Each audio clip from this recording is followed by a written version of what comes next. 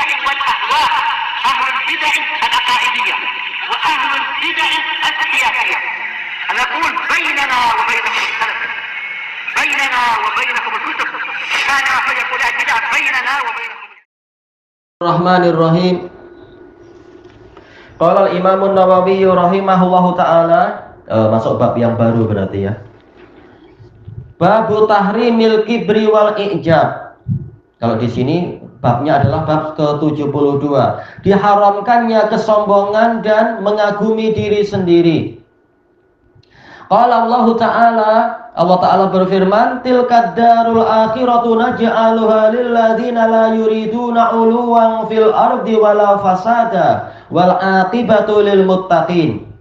Negeri akhirat itu kami jadikan untuk orang-orang yang tidak menginginkan kesombongan di bumi ataupun membuat kerusakan, dan kesudahan yang baik adalah untuk orang-orang yang bertakwa. Disebutkan oleh Al-Imam Sa'di rahimahullah bahwasanya setelah Allah Subhanahu wa taala menceritakan apa yang dilakukan oleh Qarun dengan kesombongan dia dan kepongahan serta kekaguman dia pada diri sendiri, lalu Bani Israel merasa sedih kenapa mereka tidak mendapatkan seperti yang didapatkan oleh Qarun. Mereka mengangan-angankan itu.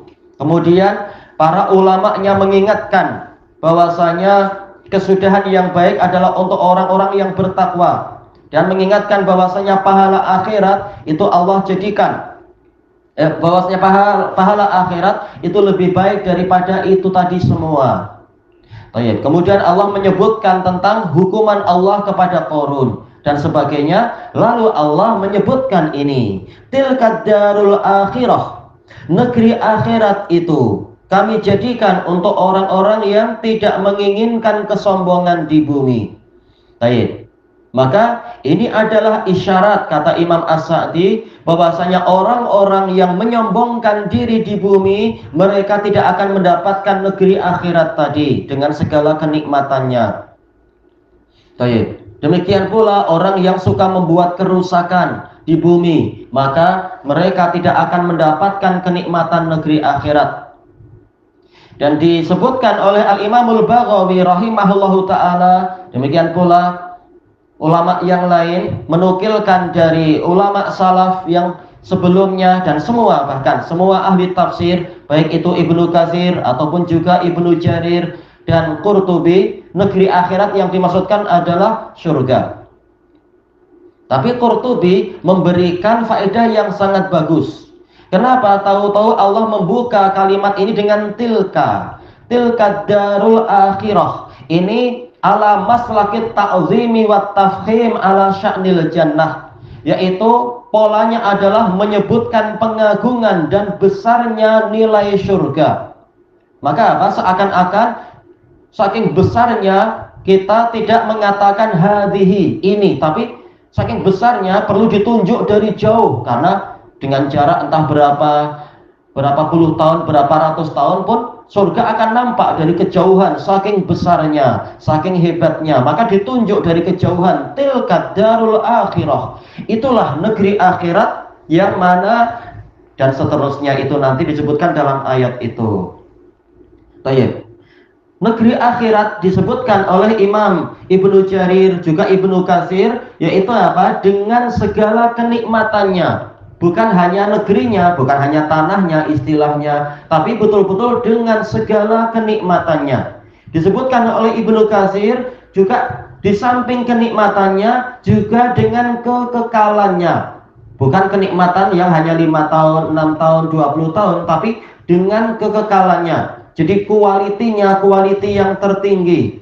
Demikian pula kuantitinya, yaitu jumlahnya dan juga masanya betul-betul tanpa batas. Makanya layak untuk diagungkan dengan isyarat tilka. Negeri akhirat itu yaitu surga dengan seluruh kenikmatannya, keagungannya dan kekekalannya. Baik, untuk siapa ini?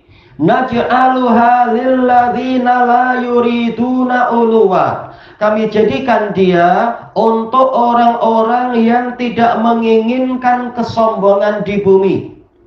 Disebutkan, diriwayatkan oleh Imam Ibnu Jarir dan sanadnya sahih, ana periksa sanadnya sahih dari Muslim Al-Batin dari kalangan tabi'in, bahwasanya ayat ini la yuriduna uluwa, yaitu kibran alal haq, menyombongkan diri kepada kebenaran, fil ard, di bumi, wala fasada, yaitu akhdhu ma laisa lahu bihaq, mengambil hak yang mengambil milik orang lain, mengambil sesuatu yang bukan hak dia. Jadi dia tidak boleh untuk menyombongkan diri, menolak kebenaran dan menghina orang lain. Juga dia tidak boleh untuk mendolimi orang lain. Orang-orang yang menjauh dari sifat-sifat buruk ini, dia itulah yang layak, mereka itulah yang layak untuk mendapatkan surga. Karena surga itu adalah tempat orang yang tawadhu. Telah kita lewati dalil-dalil tentang itu. Sementara kesombongan walaupun hanya sebiji dzarrah itu tertolak dari surga. Tempatnya adalah untuk neraka yang membakar orang-orang yang sombong. Demikian pula kezaliman. Allah Ta'ala dan Rasulnya mengharamkan ada orang yang masuk surga sementara dia masih punya kezaliman walaupun seukuran dzarrah. Harus dicuci dulu. Makanya selama masih ada kezaliman, walaupun dia orang mati syahid dijamin masuk surga, selama kezaliman itu belum diselesaikan, maka dia dilarang masuk surga walaupun dia orang mati syahid. Inilah bahayanya kalau apa? Kita berlama-lama tidak membayar hutang dalam keadaan kita mampu membayar. Demikian pula hutang kezaliman-kezaliman yang lain. Dan disebutkan oleh semua ahli tafsir tadi bahwasanya ayat ini menunjukkan haramnya kesombongan, terlarangnya kesombongan, baik itu kesombongan berupa menolak kebenaran ataupun kesombongan yang berupa menghina orang lain. Demikian pula haramnya menebarkan kerusakan di muka bumi. Allah Ta'ala telah berfirman, wala tufsidu fil ardi ba'da islahiha. Jangan kalian merusak di bumi setelah bumi itu diperbaiki. Yaitu apa? Diperbaiki oleh para rasul dengan tauhid, menyingkirkan kesyirikan, dengan sunnah, menyingkirkan kebid'ahan, dengan ketaatan, menyingkirkan kemaksiatan, dengan keimanan, menyingkirkan kekufuran. Setelah Allah mengirimkan para utusan dan para pemberi peringatan untuk membaiki bumi, maka jangan kalian merusak bumi itu dengan kebalikannya. Sebagaimana dalam ayat yang lain, wallahu la yuhibbul mufsidin. Allah tidak menyukai orang yang membuat kerusakan. Wallahu la yuhibbul fasad. Allah tidak menyukai kerusakan. Baik itu kerusakan dalam masalah agama ataupun kerusakan yang terkait dengan hak-hak orang lain. Karena Allah menyukai islah. Wallahu ya'lamul mufsida minal muslih. Allah mengetahui siapa yang membuat kerusakan untuk nanti diazab dan siapa yang membuat perbaikan untuk nanti mendapatkan pahala. Wal aqibatu lil muttaqin. Al aqibah ini alnya adalah ahdiyah, kesudahan yang mana? Kesudahan yang baik, yaitu kemenangan di dunia dan kejayaan di akhirat. Makanya para mufassirin mengatakan akibah di sini adalah al-falah, keberuntungan. Demikian pula sebagian mengatakan akibah maksudnya adalah jannah, sebagaimana disebutkan oleh Imam Al-Baghawi dan lain-lain. Dan semuanya benar. Kesudahan yang terbaik adalah surga. Kesudahan di dunia, kesudahan yang baik adalah kemenangan, kejayaan, pertolongan dan seterusnya. Untuk siapa ini? Lil muttaqin. Untuk orang-orang yang bertakwa. Disebutkan oleh Imam Al-Baghawi dan juga Imam As-Sa'di, yaitu orang-orang yang menjalankan perintah Allah dan menjauhi larangannya. Intinya kita di dunia bukan untuk mengumbar hawa nafsu, bukan untuk membebaskan diri melakukan apapun yang kita inginkan, tetapi kita di dunia untuk ibadah, untuk menjalankan perintah dan menjauhi larangan. Nanti hasilnya pasti akan manis suatu ketika.